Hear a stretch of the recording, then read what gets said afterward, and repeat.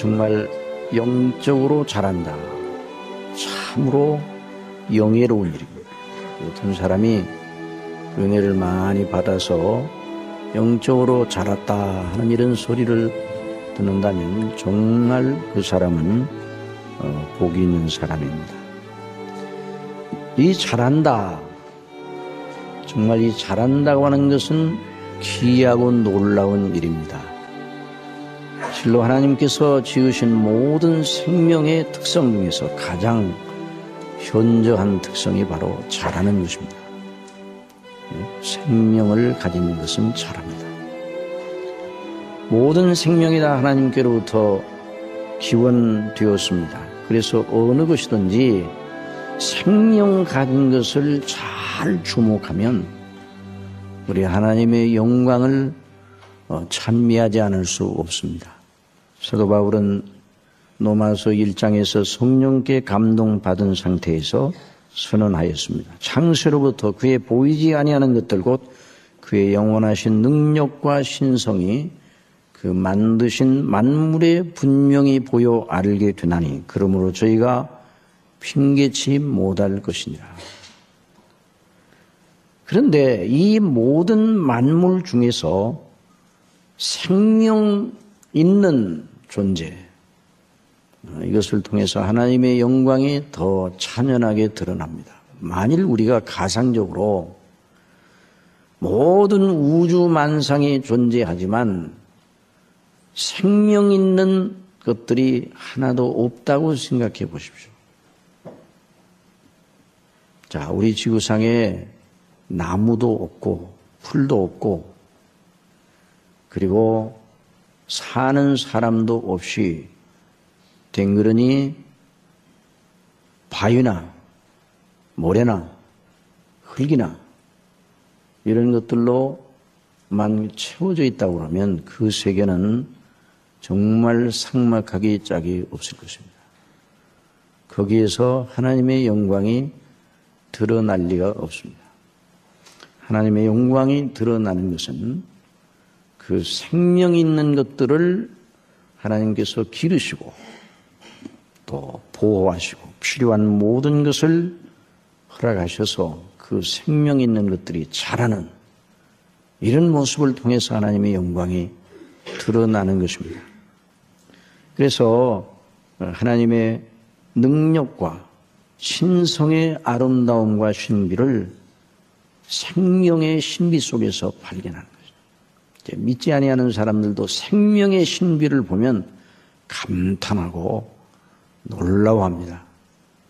여러분도 다 그랬겠습니다만 저도 학교 다닐 때 생명의 신비라는 영화를 중학교 때 봤는데 단체 관람을 했는데 그때는 제가 예수님을 알지 못할 때입니다.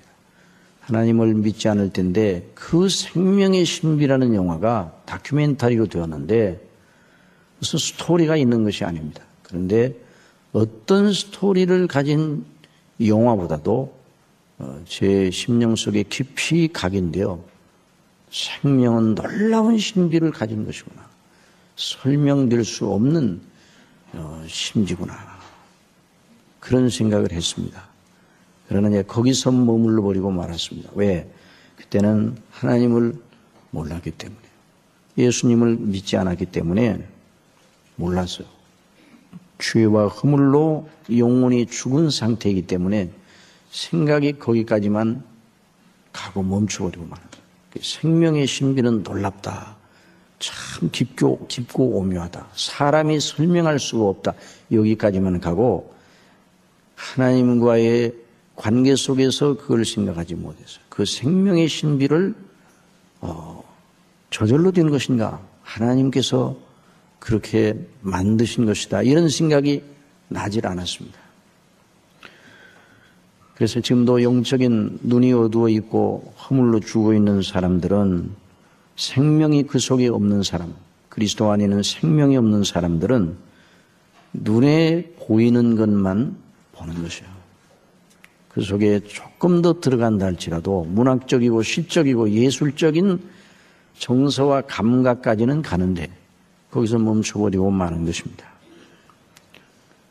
눈에 보이지 않은 한 눈에 보이는 것보다 더 크고 영화로운 현실을 바라볼 줄 아는 사람은 바로 그 속에 성령님의 감동하심을 통해서 생명을 가진 사람들입니다.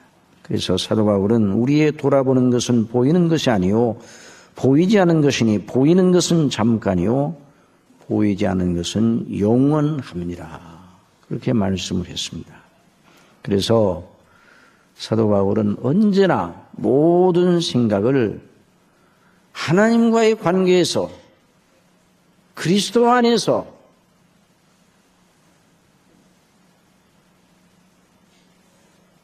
생각을 하였습니다. 그래서 그러므로 우리가 낙심하지 아니하노니 겉사람은 구패하나 우리의 속은 날로 새롭도다. 우리의 잠시 받는 환난의 가벼운 것이 지극히 크고 영원한 무거운 것을 우리에게 이루게 함이라. 그렇게 말씀을 했습니다.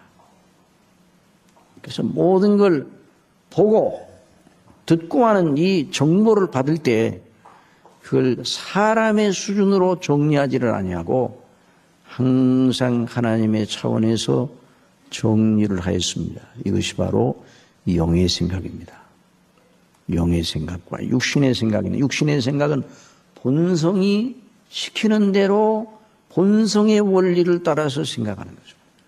영의 생각은 생명과 평안이라고 그러는데 바로 하나님의 놀라우신 은혜를 받고 모든 걸 그리스도 안에서 모든 걸 하나님과의 관계 속에서 창조주 하나님, 통치자 하나님, 섭리와 심판과 구원의 하나님 같은 한 하나님이죠. 그 하나님과의 관계 속에서 생각을 하는 거죠.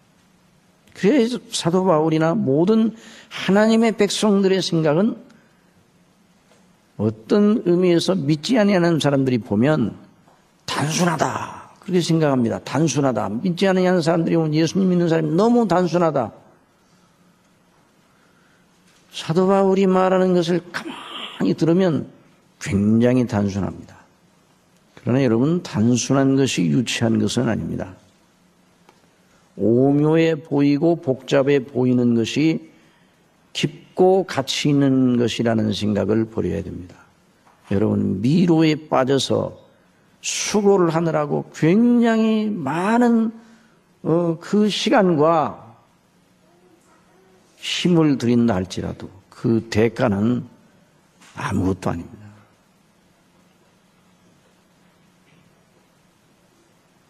시중에 나와 있는 수많은 책들이 있어요. 그 책들은 미로 학습을 하는 책들이 너무 많습니다. 길을 몰라요. 길을 찾으려는 굉장한 노력이 있는데 그래서 그 책을 쓰느라고 고생하였고 그 책을 읽느라고 고생을 하는데 아무것도 가져다 주는 것이 없습니다. 그러나 여러분 하나님의 말씀은 단순합니다. 태초에 하나님이 천지를 창조하셨느니라 단호하게 말합니다. 명료하게 말합니다. 짧게 말합니다. 그러나 유치하지 않습니다. 길을 나누는 사람에게 복잡한 길도 하나로 다 연결되어 보이는 것이에요.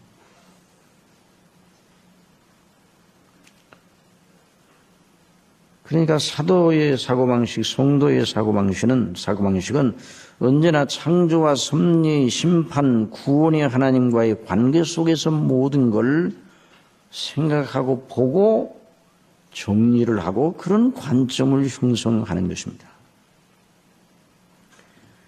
그래서 여러분 우리 인생 중에서 하나님과의 관계 속에서 생각하지 않아도 될 것은 하나도 없습니다.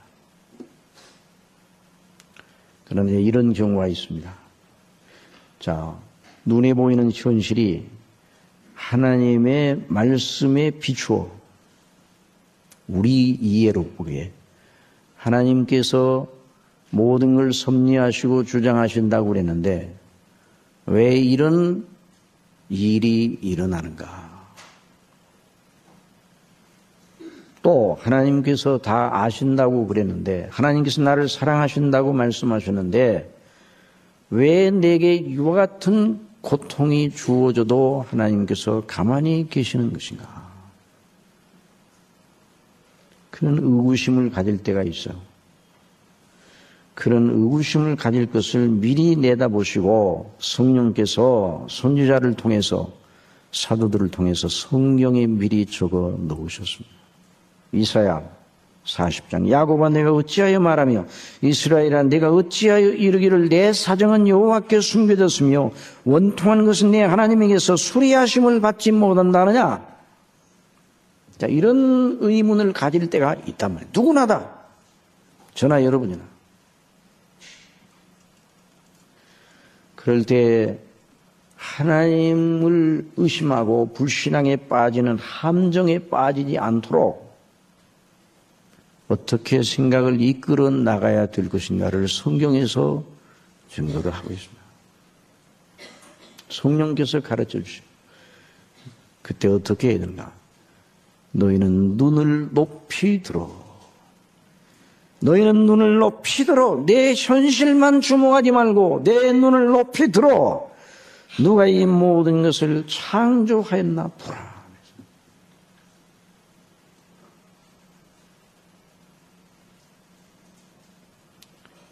사랑하시는 성도 여러분, 저와 여러분이 우리의 삶의 구비마다 이런 연습이 있어야 됩니다. 이게 경건이 이르는 연습입니다. 눈을 높이 드시기 바랍니다.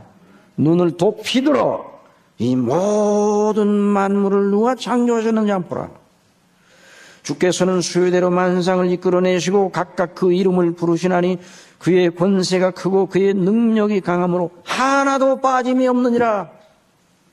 눈을 높이 들어보라. 어느 걸 한 가지 빠진 것이 있느냐? 너는 알지 못하였느냐? 듣지 못하였느냐? 영원하신 하나님 여호와 땅끝까지 창조하시는 자는 피곤치 아니하시며 곤비치 아니하시며 명철이 한이 없으시며 피곤한 자에게는 능력을 주시며 무능한 자에게는 힘을 더하신다. 이 하나님을 믿으시기 바랍니다. 이 하나님을 경외하시기 바랍니다. 그래야 인생을 극복할 수 있는 거예요. 현실에 매몰될 수가 있어요. 저나 여러분이나 다 육체를 입고 있고 이 인생의 조건 속에 우리의 심령에 나면서부터 가진 죄악적 구조 때문에 우리의 현실에 매몰되어 넘어질 수가 있습니다. 그럴 때 그 현실에서 눈을 떼어. 그래서 주일은 그렇게 귀한 날이에요. 다 모든 걸 놓고 하나님 앞에 나와서 경배드리며 나와 하나님과의 영원한 관계를 생각하는 것이죠. 여러분, 그래서 주일이 모든 날도 중요하지만 주일이 날들 중에 날인 줄 믿으시기 바랍니다. 여러분, 하나님 앞에 그렇게 기도하세요. 다윗처럼. 내가 여호와께 청하였던 한 가지 일 곧 그것을 구하리니 평생 주의 전을 떠나지 아니하고 평생 하나님의 집을 떠나지 아니하고 하나님의 아름다움을 앙망하게 하옵소서. 여러분, 그 기도를 하시기 바랍니다. 주님, 평생 주의 전을 떠나지 아니하고 매일 하나님 앞에 영광 돌리고 예배드리는 이런 놀라운 은혜를 베풀어 주시옵소서. 그 속에 다 들어있는. 물론 어떤 경우에는 불강력적으로 주일에 나오고 싶어도 나오지 못할 때가 있어요. 우리 몸이 연약하고 또 불의한 사고를 만난다면 그런 경우를 제외하고는 또 그렇게 못 나오더라도 그 병상에서 하나님의 영광을 바라보고 우리의 눈을 들어 하나님을 바라보고 만물의 존재와 그 질서와 우주의 웅대함과 생명의 신비 등 모든 걸 지으신 하나님의 완전하심과 무한하심과 전지전능하심과 그분이 어떻게 우리를 사랑하셔서 당신의 아들을 우리 위하여 내어주시는가. 이걸 마음속에 묵상하는 시간을 하루에 반드시 가지셔야 됩니다. 그래서 그 비달에 삶을 영위하는 사람은 실족지 않겠다. 나는 세상의 빛이라. 한번 따라요. 나는 세상의 빛이라. 우리 예수님 말씀해 주셨어요. 내 안에 다니는 자는 실족지 아니하리라.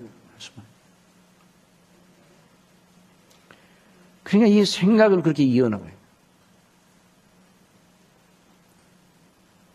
시편 8편 기자는 밤에 촘촘히 박혀 빛나는 헤아릴 수 없는 많은 별들을 밤에 나가서 보다가 그 별들을 바라보면서 보다가 어떻게 생각이 이어져 나갔는가. 여호와 우리 주여 주의 이름이 온 땅에 어찌 그리 아름다운지요. 주의 영광을 하늘 위에 두셨나이다. 별들을 보면서 주의 영광을 어디에다 두셨다고요? 하늘 위에 두셨나이다. 그런데도 이 세상에 많은 사람들은 하나님을 알지 못합니다. 악한 영이 또한 하나님을 대적합니다. 주의 대적을 인하여 어린아이와 젖먹이의 입으로 말미암아 권능을 세우시며 이는 원수와 보수자로 잠잠케 하려 하십니다.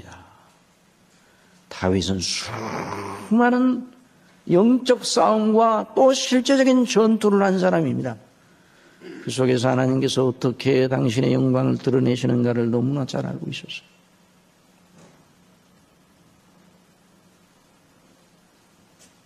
어린아이와 젖먹이의 입으로 말미암아 권능을 세우셔서 소년 다윗이 장대한 골리앗을 이길 때에 하나님께서 어떻게 자기를 세워서 당신의 이름을 나타내고 이스라엘로 승리를 더 거두게 하셨던가를 기억하고 그 기적 구절을 썼을지 모르.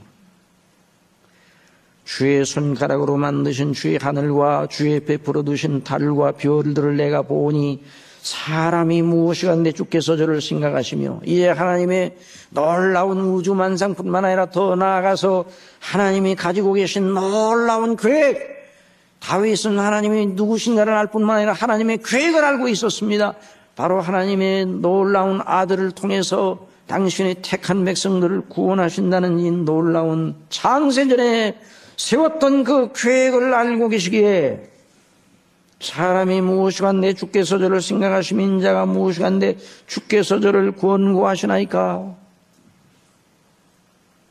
물론 이 대목이 그리스도를 향하여 그리스도에 대해서 언급되는 직접적인 대목입니다마는 그 속에 자기를 포함한 모든 하나님의 백성들을 함께 넣고 인자가 무엇이간데. 여러분, 저와 여러분이 무엇입니까? 흙으로부터 났으니 흙으로 돌아가라. 그러나 그리스도 안에서 우리는 흙으로 끝나지 않는 걸 믿습니다. 천사보다 조금 못하게 하셨다가 그리스도로 말미암아 우리를 구원하셔 영화와 존귀로 관을 세우셨나이다. 주의 손으로 만드신 것을 다스리게 하시고 만물을 그 발 아래 두셨으니 그래서 이 모든 만상과 하나님의 조화와 인생에 행하신 일들을 그 별들을 보다가 묵상이 돼야 생각이 그쪽으로 가는 거죠. 여호와 우리 주여 주의 이름이 온 땅에 어찌 그리 아름다운지요.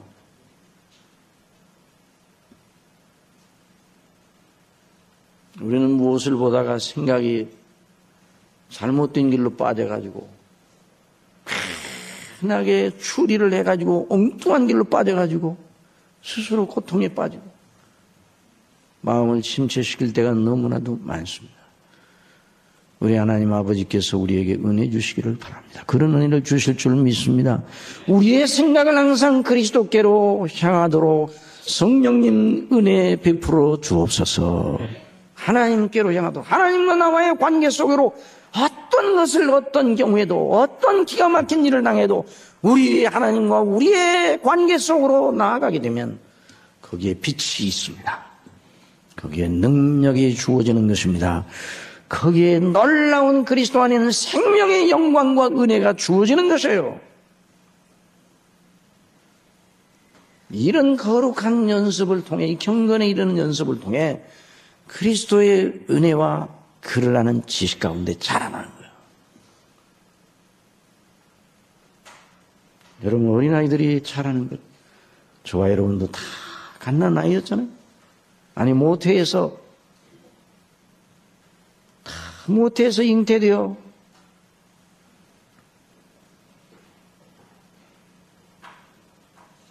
이 땅에 태어나서 자랐잖아요. 핏덩이로. 적신이 나와, 적신이. 그게 어떻게 자랐습니까? 하나님의 자라게 하심을 따라서 자랐죠. 그래서 야곱이 147세로 이제 인생을 마감할 때 자기 아들을 위해서 기도할 때 지팡이를 의지하여서 침상에서 지팡이를 의지하여 기도하면서 나의 남으로부터 지금까지 나를 기르신 하나님, 야곱의 하나님이 저와 여러분의 하나님인 줄 믿으십시오. 야곱의 하나님이 우리의 아버지시오. 이런 믿음의 방식으로 살아가야 된다. 이게 생각이. 그 생각 속에서 우리의 행동의 방향이 결정되고 삶의 가치가 결정되고 이 성장한 이 놀라운 자라는 것은 지난 시간에도 말씀드린 것처럼 생명이 있음을 존재하는 것입니다. 생명이 있어야 자라는 것입니다. 생명이 어디 있습니까? 생명은 하나님께 속한 것입니다. 모든 인생은 본질적으로 죄와 허물로 죽어 있습니다. 무엇 때문에? 죄 때문에요. 죄가 사람을 죽게 만들어서 하나님을 불순종하는 것이 죄라는 거, 죄라고 성경은 말하고 있습니다. 죄가 하나님과의 생명의 교제를 끊어버렸습니다. 그래서 하나님을 모르는 사람들 심령 속에는 그리스도 안에는 생명이 없는 것이야. 여호와의 손이 짧아 구원하지 못하심도 아니고 귀가 둔하여 듣지 못하심도 아니라 오직 너희 죄악이 너희와 너희 하나님 사이를 내었다고 그랬어. 너희 죄가 그 얼굴을 가리워서 너희를 듣지 않으시게 합니다. 우리도 본질적으로 그런 상태에 있었습니다.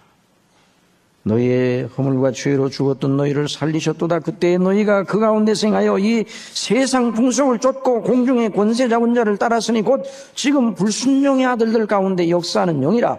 전에는 우리도 다 그 가운데서 우리 육체의 욕심을 따라 지내며 육체와 마음에 원하는 것을 하여 다른 이들과 같이 본질상 진노의 자녀였더니 긍휼에 풍성하신 하나님이 우리를 살리시고, 놀라운 말씀입니다. 긍휼에 풍성하신 하나님이 저와 여러분을 살리셨습니다. 놀라운 말씀이에요. 저와 여러분을 살리셨어요. 그 큰 사랑을 인하여 허물로 죽은 우리를 그리스도와 함께 살리셨어요. 그리스도와 함께 일으키사 그리스도 예수 안에서 함께 하늘에 앉히시니 저와 여러분이 신분적으로 하나님의 자녀로 하늘에 앉아 있어요. 이는 그리스도 예수 안에서 우리에게 자비하심으로 은혜의 지극히 풍성함을 오는 여러 세대에 나타내게 하려 함이심이라. 그러므로 우리의 생명이 어디 있습니까? 그리스도 안에 있습니다. 우리의 생명이 그리스도 안에 있습니다. 그 그리스도의 은혜 가운데 우리의 생명이 있는 거예요. 그 안에 생명이 있었으니 이 생명은 사람들의 빛이라. 그 생명이 없으면 어둠 가운데 흑암 속에 있습니다. 누가 그리스도 안에 있는 생명의 소유자가 됩니까? 누가 그 빛을 누리게 됩니까? 스스로 아무도 그렇게 할 사람이 없어요. 본질적으로 죄악적이니 선하게 행하는 것 속에서도 악이 숨어 있어요. 선한 일을 행해도 우리 속에, 우리가 선한 일을 행한다 할지라도 그 속에 악이 잠재해 있어요. 하나님이 보실 때. 그래서 욥기에 보면 달도 하나님 앞에 깨끗이 못하고 해도 정결 다 못한다고 그랬어요. 어느 누구도 다 죄인이란 말이에요. 하나님 보실 때. 스스로 도덕적인 선행을 쌓아서 의로워서 착한 다음에, 착해진 다음에 하나님 앞에 의롭다는 선거를 받을 자가 없습니다. 그러므로 율법의 행위로 그의 앞에 의롭다 하심을 얻을 육체가 없나니 율법으로는 죄를 깨달음이니라. 그러므로 스스로 도를 닦아서 선행을 연습하여 변화하여 스스로 변화하여 하나님 보시기에 합당한 다음에 예수님을 믿는다. 이건 순서가 틀린 것입니다.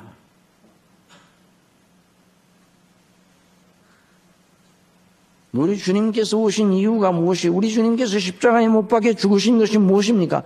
그럴 수 없기 때문에 그리하신 것입니다. 여러분이 그리스도를 믿기 위해 더 착해지지 마십시오. 그런 사람이 있습니까? 더 착해진 다음에 그리스도를 믿어야 되지. 그건 순서가 순서가 바뀐 거예요.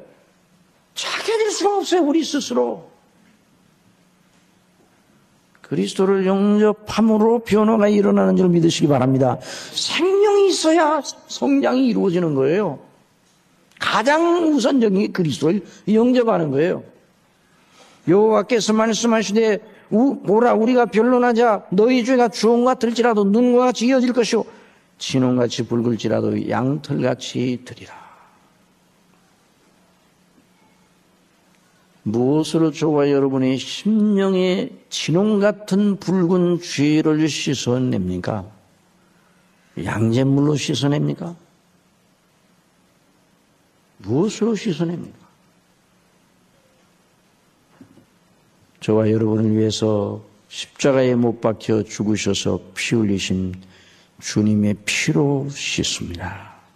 누가 우리의 죄를 씻을 수 있습니까? 하나님 아버지밖에는 씻을 수가 없습니다. 무엇으로 씻으신다고요?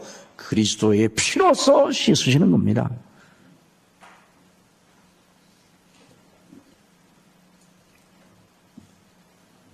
예수님을 늘 들으면서도 그리스도 안에 있는 생명에 참여하지 못한 종류의 사람들이 있습니다. 만일 오늘 제가 말씀드리는 거기에 여러분 중에 누가 속하더라도 빨리 그 자리에서 벗어나서 그리스도를 오늘 영접하시기 바랍니다. 지금 영접하시기 바랍니다. 첫째 종류의 사람은 내가 너무 죄가 많아서 어떻게 주님의 십자가의 피, 그 보배로운 피에 참여할 수 있나요? 나 같은 죄인 너무 많아서, 죄가 많아서.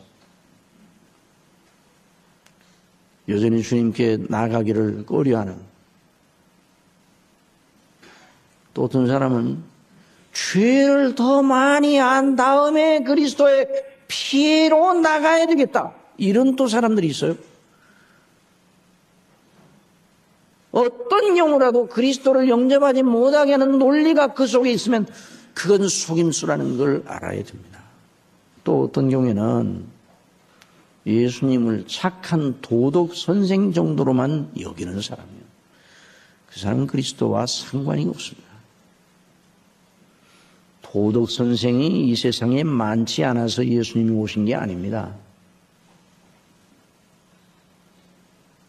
만일 도덕의 방식, 도덕 교육의 방식으로 사람을 개선시켜 구원하실 수 있다면 모세만 보내주시고 예수님은 오실 필요가 없어요.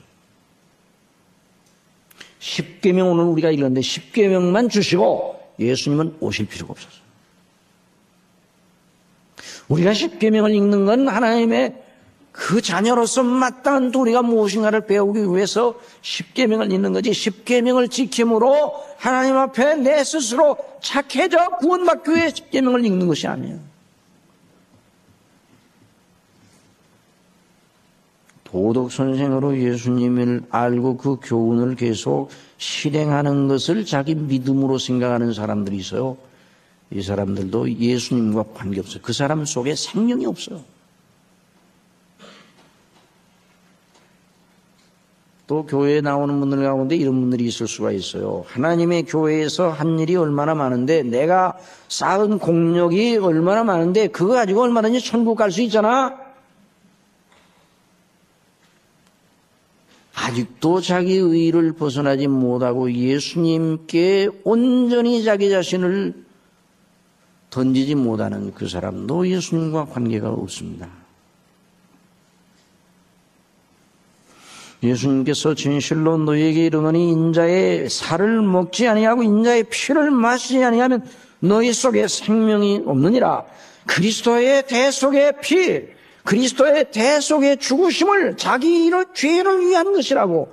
그리고 그 예수님의 대속의 죽음이 아니면 자기는 하나님 앞에 영원히 버림받아 지옥 갈 수밖에 없는 존재라는 걸 알고, 나의 의가 아니라 그리스도의 의만을 힘입고 나 같은 죄인을 구원하신 예수님 외에는 나의 구주가 없다고 생각하는 사람 밖에는, 그 사람만,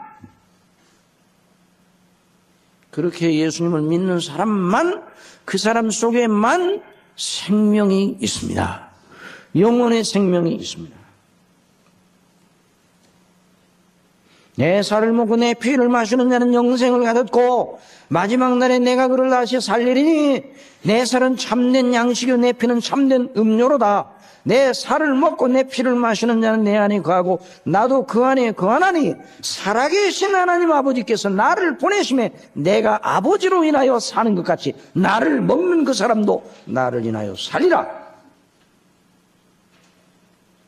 이 말씀을 들으면서 어떤 분은 생각을, 내가 지난번에 성찬에 참여했으니까 내가 성찬식에서 예수님의 몸과 피를 먹은 거 그걸 말하는가?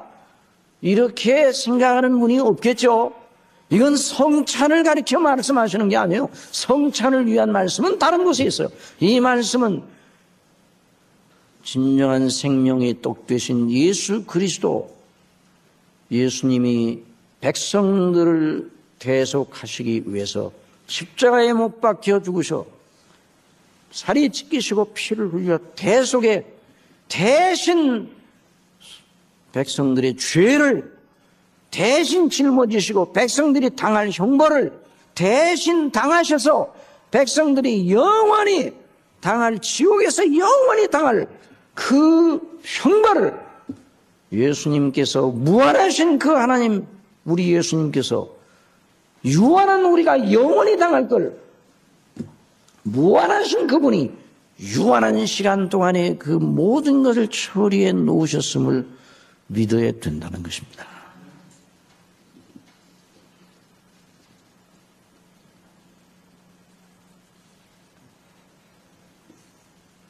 예수님 외에 다른 구주가 없다. 내 행한 것, 자기의 경력, 자신의 권신의 분량, 자신의 진실함, 자신의 의로움 이런 거에 두지 아니하고 예수님 안에 있는 하나님의 의를 우리를 위하여 예비하신 그 의, 그것만 의지하는 사람 속에만 생명이 있습니다. 그 사람 속에만 생명의 성장이 있는 것이요. 그래서 사람이 거듭나지 아니하면 하나님 나라를 볼 수 없고, 거듭나지 아니하면 그리스도를 생명의 구주로 영접할 수가 없습니다. 그래서 하나님의 은혜가 아니면 이 하나님의 은혜의 불강력적인 은혜의 역사가 있어야 되는 것이죠.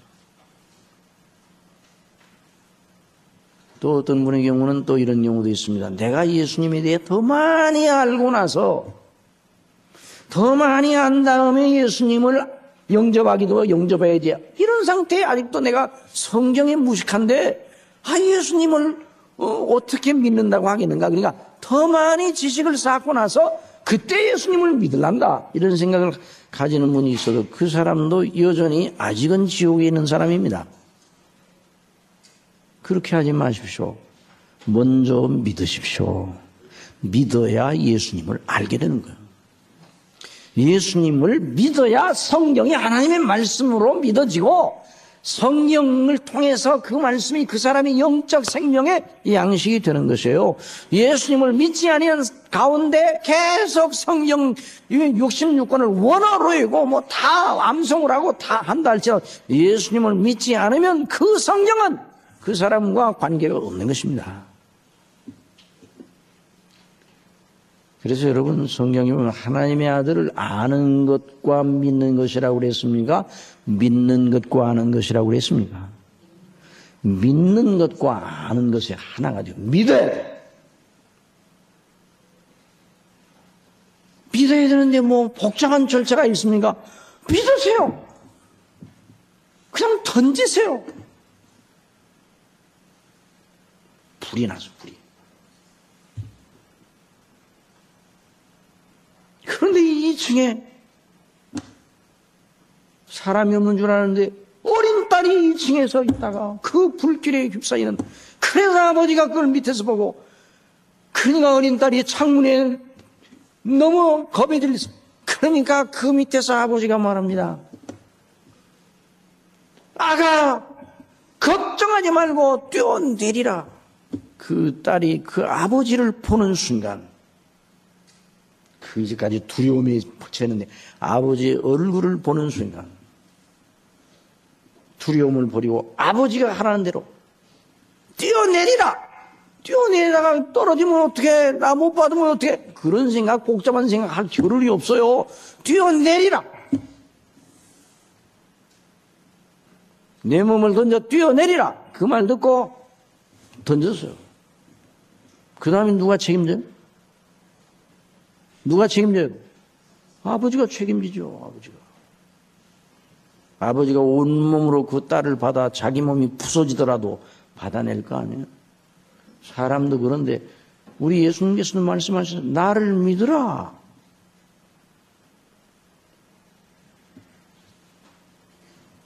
창조주 하나님께서 나를 믿으라. 우리 예수님이 하나님이시고 사람이시고 하나님의 아들이시고, 그래서 내가 복음을 부끄러워하지 아니하느니 복음은 모든 믿는 자에게 구원을 주시는 하나님의 능력이 됨이라. 첫째는 유대인에게 또한 헬라인에게로다. 복음에는 하나님의 의가 나타나서 믿음으로 믿음에 이르게 하나니 오직 의인은 믿음으로 말미암아 살리라 함과 같으나, 복음에 하나님의 의가 나타나서 내가 성취한 의가 아니에요. 하나님께서 나를 위하여 예비하신 의예요. 그리스도 안에서 그 의를 힘입어 우리를 하나님이 사랑하셔서, 그것이 바로 은혜입니다. 그리스도를 믿으면 그리스도의 의가 누구의 것이 된다고요? 내 것이 되는 거예요.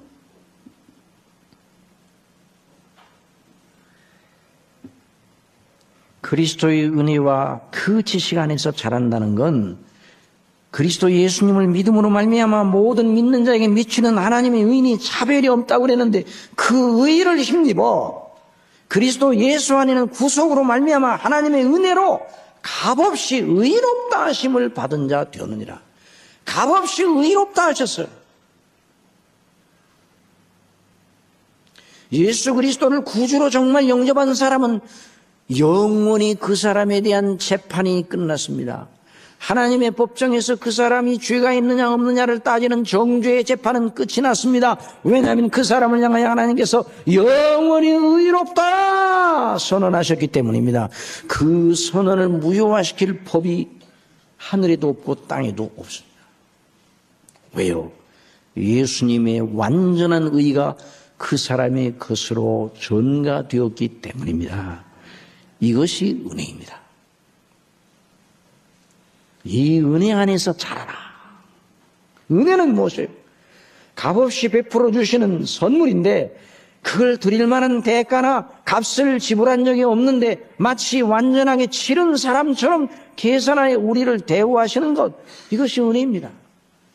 그래서 로마서 4장에 일하는 자에게는 그 삭을 은혜로 여기지 아니하고, 여러분 하루 종일 일을 했습니다. 일을 하고 마치고 주인에게, 그 집주인에게 일이 다 끝났습니다. 그리고 다 손을 씻고 옷을 주섬주섬 입습니다. 그러면 주인이 어떻게 해야 됩니까? 일이 다 끝마쳤습니다. 주인이 어떻게 해야 돼요? 주인이 어떻게 해야 돼요? 그래요? 오늘 수고 많이 하셨네요. 안녕히 가세요. 그럽니까? 어떻게 합니까? 일을 하루 종일 했으니까 이 일에 대한 품삯을 줘야 되는 거예요.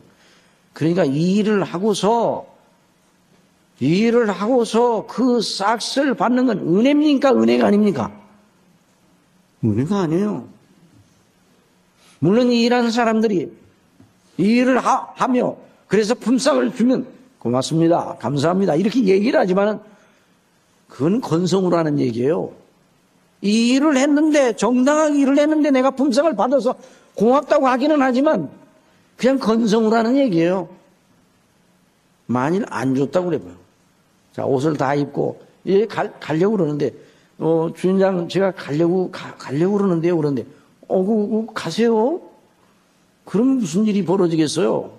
품삯을 좀 주셔야 되는데요. 처음에 이렇게 나왔다가 나중에 계속 주인장이 무슨 말인지 알아듣지 못하면 정색을 합니다. 품삯, 처음에는 품삯 그러다 나중에는 품삯이라는 소리가 강해지는 것이에요. 싹쓸 주세요. 이렇게 당당하게 나오는 거예요. 왜? 이 일을 안 했기 때문에. 근데 이 일을 안 했는데도 이 일을 한 것처럼 품삯을 쳐주면 그게 은혜예요. 그래서 이 일을 아니하는 자에게는 그 싹쓸 일하는 자에게는 그 싹쓸 은혜로 여기지 아니하지만 빚으로 여기지만 이 일을 아니할지라도 경건치 아니한 자를 의롭다 하시는 하나님을 믿는 자에게 그의 믿음을 의로 여기시나니. 우리가 의롭다함을 받을 만한 일을 한 적이 하나도 없어요.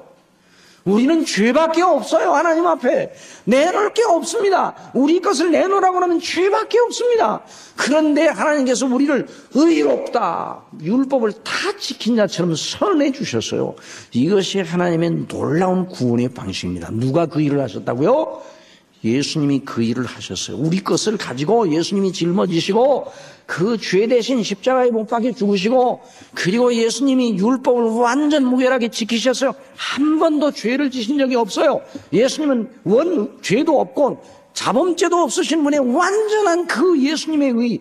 그런데 그 예수님의 의를 믿는 사람들의 것으로 여겨주시는 것이 하나님의 구원의 방식입니다. 이게 바로 은혜입니다. 이 하나님을 믿는 사람을 의롭다 여겨주신다는 말이에요. 일한 것이 없이 하나님께 의로 여기심을 받는 사람의 행복에 대하여 다윗의 말한 바 그 불법을 사하심을 받고 그 죄를 가리우심을 받은 자는 복이 있도다. 그 불법이 있는데도 불법이라고 하나님이 정죄하지 않으셔요. 그 주께서 그 죄를 인정치 아니할 사람은 복이 있도다. 이 사람이 복 있는 사람이에요. 그러므로 예수 그리스도를 구주로 믿는 사람은 복이 있습니다. 이 사람 속에 생명이 있는 거예요. 잘한다는 건 바로 그걸 말하는 거예요. 그 은혜의 영광이 얼마나 큰가를 자꾸만 배워나가는 거예요. 평생 예수님 믿고 그 다음에 하늘나라 갈 때까지의 그 삶의 과정은 잘하는 기간이에요. 그리스도를 아는 기간이에요. 그리스도의 영광을 더 아는 기간이에요. 더 잘하는 기간이에요. 그리스도의 영광, 하나님의 은혜의 영광을 더 알고 더 배우고, 그러니까 그리스도 안에 있는 사람은 삶이 무익하지 않습니다. 그리스도 안에 있는 사람은 그 날들이 다 헛된 날들이 아니에요. 다 헛된 날들이 아니에요. 무익한 날들이 아니에요.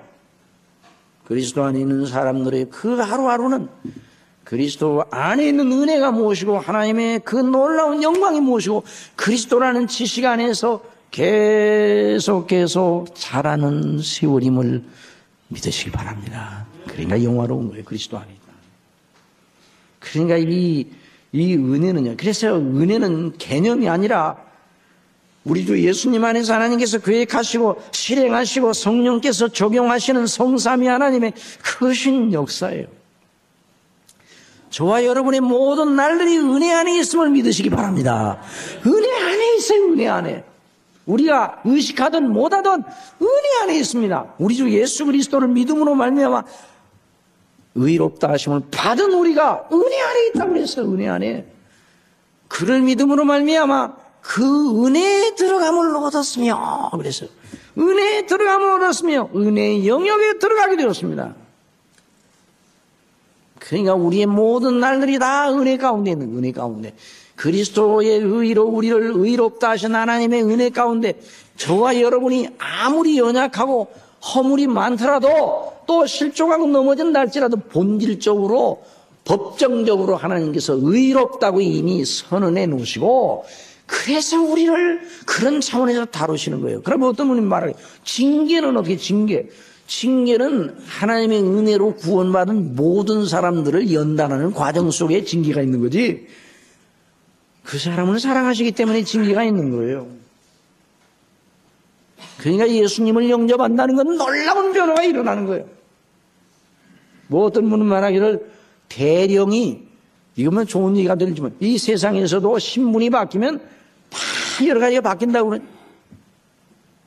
대령이 장군이 되면 24가지가 바뀐다고 그래. 24가지가. 뭐가 뭔지 뭐 우리는 다 그 뭐 연구할 필요도 없고 또 몰라도 돼요. 우리는. 그렇지만 신분이 바뀌어지는 거예요. 근데 제가 쫄병 때 보면 한 가지 확실히 바뀌는 게 있더라고요. 대령하고 장군이 타고 다니는 집차는 그냥 집차고 아니요. 대령이 타고 다니는 집차는 그냥 집차예요. 그런데 별 하나짜리라도 장군이 타고 다니는 차 앞에는 별이 붙어 있어요. 그거 다르더라고요. 그건 별이 붙어 있어.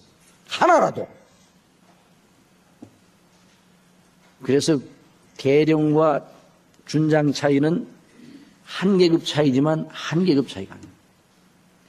여러분 예수님을 영접하는 것과 예수님을 영접지 않는 것 차이는 하늘과 땅의 차이보다 더 큽니다. 천국과 지옥의 차이입니다. 여러분 예수님을 영접하게 될 때 어떤 변화가 일어나는가요? 우리가 늘 알고 있는 거죠. 예수님을 영접하는 순간에 죄 용서가 즉각적으로 이루어집니다. 의롭다 하심을 받습니다. 구원받는단 말이죠. 흑암의 권세에서 건져내어 우리를 하나님의 사랑의 아들의 나라로 옮겨지는 거예요. 즉각적으로 옮겨집니다. 즉각적으로. 즉시 그 속에 생명이 들어가 살리심을 받는 거예요. 소속이 달라지는 거예요. 지옥에서 천국으로 옮겨지는 거예요. 우리로 하여금 빛 가운데 성도의 기업에 부분을 얻게 합당하게 하신 아버지께 감사하게 하시기를 원하노라. 우리를 흑암의 권세에서 건져내사 그의 사랑의 아들의 나라로 옮기셨다고 그래서 이게 예수님을 믿는 순간에 일어나는 거예요. 여러분이 예수님을 믿습니까? 정말 믿습니까? 그렇다면 이것이 저와 여러분에게 이미 되어진 일이에요. 그리고 즉시로 하나님의 자녀로 입적이 되는 거예요. 하나님의 자녀로 등록이 되는 거예요. 하나님의 자녀가 되었다는 이 놀라운 일, 영접하는 자 곧 그 이름을 믿는 자들이 하나님의 자녀가 되는 권세를 주셨으니 이는 혈통으로나 육적으로나 사람의 뜻으로 나지 아니하고 오직 하나님께로 난 자들이니라. 하나님의 자녀의 권세를 얻어요. 그러니까 하나님을 즉각적으로 아버지라고 부르게 되는 겁니다. 저나 여러분이 예수님을 처음 믿고 하나님을 아버지라고 부를 때 감격이죠. 저도 처음 예수님을 믿고 창조주 하나님을 아버지라고 부를 때 감격이. 하나님 우리 아버지. 그러니까 어떤 분은 기도할 때 아버지 소리를 안 하고 기도하는 분들이 있는데 그냥만 만나서 기도하는 거 들을 때마다 좀 화가 나. 왜 하나님 그러고 아버지 소리를 이렇게 찾기 힘들어하지? 여러분 하나님이 누구세요? 아버지, 우리 아버지. 그래서 성령님으로 말미암아 아버지라 부르짖느니라 그랬어요.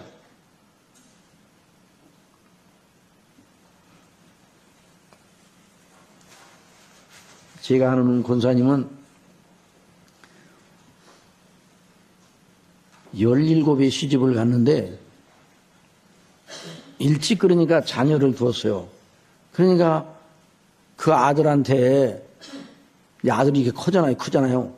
그러니 버스를 타고 갈 때는 버스 타기 전에 너 절대로 나한테 엄마 소리 하면 안 돼. 너무 젊으니까. 그러니까 그 아들이 어릴 때 엄마를 어디서 불러야 되는지 몰라. 어릴 때 엄마를 불러야 되는지, 엄마를 부르기는 불러야 되는데, 다른 사람을 의식하고, 여러분 그런 관계가 되면 이게 곤란한 거예요. 엄마를 부르는 걸 부끄럽게 생각하게 만들어요. 그럼 곤란하죠. 버스 타고 가는데 엄마 그럼 야 그러지 마요. 단 사람이 나를 어떻게 생각하겠냐. 17살 먹은 엄마. 그러니까 이제 버스 탈 정도니까 한 5살, 6살 되니까 그래도 17에다 5살 못하면 22이요. 그러니까 엄마. 근데 그 소리를 듣고 참 희한한 엄마도 다 있다. 그건 잘못된 거예요. 예, 천천히 꺼요, 천천히. 요즘 핸드폰 소리가 아주 여러 가지가 많아. 천천히 꺼요. 저도 어디 가서 세미나에 참석하다 보니 어디서 이상한 소리가 나는 내 주머니에서 나더라고. 그러니까 천천히 꺼요. 예. 근데 여러분, 하나님을 저와 여러분이 하나님을 아버지라고 부르는 것 얼마나 영원. 하나님께서는 우리가 아버지라고 부르는 걸 부끄러워하지 아니하십니다. 여러분 믿습니까? 하나님께서 아버지. 그러니까 수시로 아버지라고 부르세요. 좀 아버지. 하나님 아버지.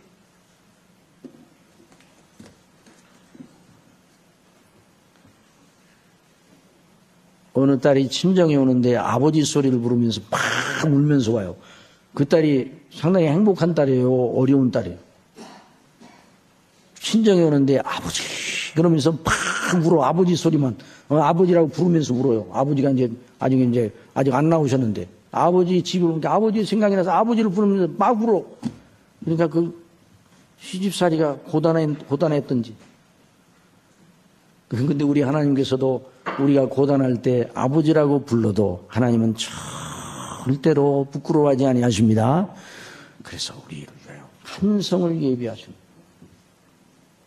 예수님을 영접하는 순간에 이와 같은 일이 성령께서 우리 속에 즉각적으로 보혜사로 계시기시작 우리를 주장하시는 거예요. 보혜사랑 옆에서 보호하고 인도하고 가르쳐주고 힘을 주시고 격려하고 어떤 데는 깨우쳐주고 어떤 데는 각성을 시켜줘. 그러면 안 된다. 이런 역할을 하는 사람이 보혜사였어요. 그 당시 어떤 사람이 자기 자녀를 향하여 이제부터 이 사람이 너의 후견이 되어서 너의 보혜사가 되어서 날마다 너와 함께 있을 것이다. 그러면 항상 그 사람이 따라다니면서 옆에서 보혜사로 가르쳐주기도 하고 어려운 일 있을 때 또 어려운 일도 해결해주고 따라다니면서 그 사람을 보혜사라고 그랬어요. 우리 하나님께서 그리스도 예수님 안에 있는 모든 하나님의 백성들에게 보혜사 성령님 하나님이셔요. 하나님께서 우리 속에 와 계십니다. 그게 얼마나 놀라운 일이 예수님을 믿는 즉시로 일어나는가. 그래서 그때부터 기도가 나오기 시작하고 그때부터 우리가 하나님의 자녀로서의 삶을 시작하는 거 아니에요? 그리고 하늘의 영원한 영광의 상속자가 되어요. 즉각적으로 하늘의 후사가 됩니다. 여러분 믿습니까? 그러니까 얼마나 자녀이면 후사, 상속자요. 그리스도와 함께한 후사니 그리스도와 함께 영광을 받는다고 사도 바울이 말했어요. 그래서 영광을 받기 위해 우리 그리스도와 함께 고난도 받아야 될 것이다. 장차 우리에게 나타날 영광 때문에 현재 우리가 당하는 고난 거기다 비춰보면 아무것도 아니다. 그로 말미암아 우리가 믿음으로 서 있는 이 은혜에 들어감을 얻었으며 하나님의 영광을 바라고 즐거워하는 하나님의 영광을 바라고 즐거워해요. 다만 이뿐 아니라 우리가 환난 중에도 즐거워하나니 환난은 인내를 인내는 연단은 소망을 이루는 줄 알미니라. 그러면서 하나님께서 우리를 평생 인도하시고 가르치시고 그래 이 은혜 안에서 자라게 하십니다. 그리스도를 더 깨닫게 해주시는 거예요. 더 준비한 것이 있지만 오늘 시간이 이제 다 여기까지만 하고 다음에 더 이 은혜 안에서 자라는 것이 무엇인가? 은혜 안에서 자라려면 어떻게 되는가? 은혜 안에서 자라려면 은혜의 방편을 의지해야 됩니다. 한번 따집시다. 은혜의 방편.